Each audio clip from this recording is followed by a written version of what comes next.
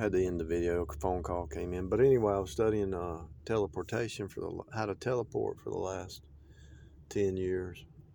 And I get a bunch of data points over time. And it might not be that I could tell. You can't really teleport in this physical body unless you had some kind of covering, I think. I could be wrong. You might be able to create your own covering. But anyway, you can teleport with your vision or with your mind. And so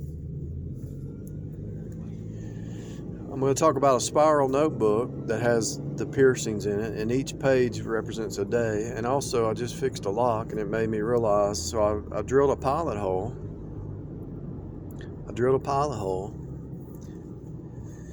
And then I used a bigger drill bit to drill through. And so that pilot hole represents the piercing. So when you pierce through, you're piercing through to the other side, right?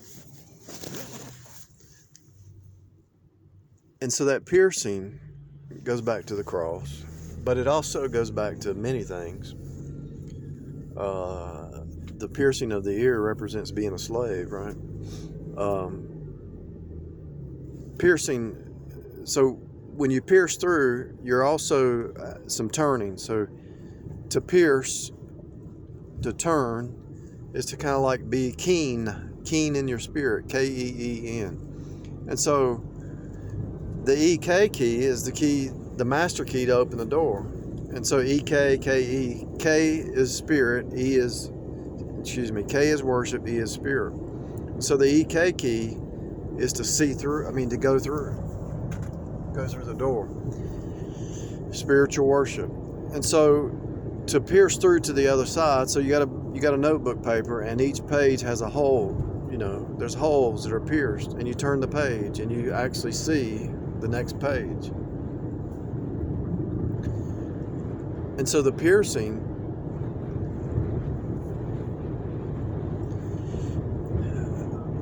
somebody says they have piercing insight. They have keen insight. So you pierce through to the other side with piercing and keen insight. For real. Now, if you look at a notebook, a piece of paper, it has all those holes, the perforation, and it has a little spiral thing around it. So there's your turn. There's your piercing. It goes all the way through. Those piercings go all the way through on that whole notebook. And so as you look at a notebook, and what you're doing today is on one page. You're writing on the page of your life notebook. Everything that you do is logged. It's all documented. This is all logged. And so as you turn the page, that's your new day. You have the blue and the red line. You have the red line on the side, which represents the blood, and you have the blue line, which represents the law. And so you write with a black ink on a white page. That's the blood. That's the cross. The red is the blood.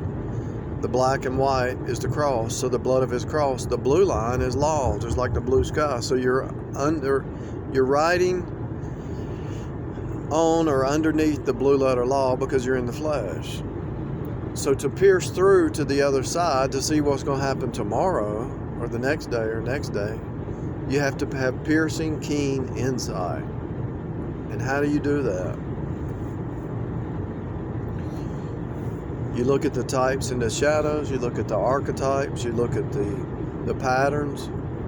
And the patterns today that the piece of paper that you write on today is going to have an impression on the next day. And so it's going to bleed through to the next day. If you press hard enough, it bleeds through where you can actually read it, right? You probably can read it even if you just write it. But if you turn the paper and look on the backside, you actually see it. So the next 24 hours, the impression that you're using an ink pen, and pen goes back to prayer because pen goes back to feather, because they used to use feathers as an ink pen.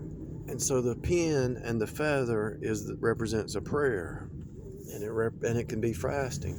So you're actually moving into the spirit realm, and you're piercing through the veil. When the Bible says the veil was rent, so when they nailed Jesus to the cross, the veil was rent. And so what happened is, when he was pierced to the cross, the veil was rent. So now you can see the pages through keen insight. You can see the next day, because actually every day is a Genesis 3 repeat, the flesh versus the spirit. You see the patterns on that truck right there? And so all you have to do is look and be aware, be awake of what's happening in front of you, and you can actually see what's going to happen before it happens. You know that the AI machine man is what they're trying to develop. And the AI machine man wants to kill the human, because the AI machine man represents the flesh. And the flesh is nothing but sin. And so with the AI machine man, it's the flesh wanting to usurp God's design. The AI machine man wants to copy God's design and usurp it. But the clay and the iron won't mix. And so the way I'm able to see the future is just keen insight, rightly dividing the word, rightly dividing the alphabet, the letters, just everything in front of me. Everything is revealed. Everything's already been written. And if you want some keen insight, all you have to do is pray about it and start looking for patterns and asking God to reveal it. If you really pay attention, the whole truth is right in front of you.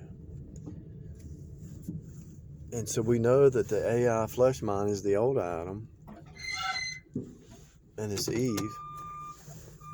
It's actually, Eve is the flesh side of Adam. I know that's not comfortable to some women, but that's just the way it is. And if you get mad at God, just be mad at God, but it's the type and shadow for sure. Eve is the flesh side of Adam. The two shall become one. And so that represents the man or the woman having if she's born again, she has a spirit side and a flesh side. The man has a spirit side and a flesh side. My point is, the types and shadows reveal that man's problem is not God. Man's problem is himself. And the only way you're going to make it is die daily. Yes, go ahead. You're going to have to die Can you daily. tell me if